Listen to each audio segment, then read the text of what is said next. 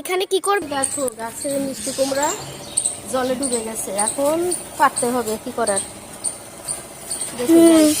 ভয় তো লাগছে, নামি না নামলে পারবো কি করে। আন্টি সাবধানে।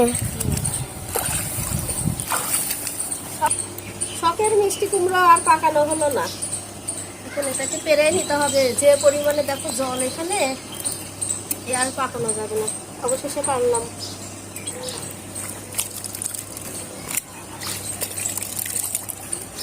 তুমি নাম্বার সাবধানে যাবে। আজকে স্কুলে যাওনি? দেখো হাত যেন কাটে না। নিয়ে আসো।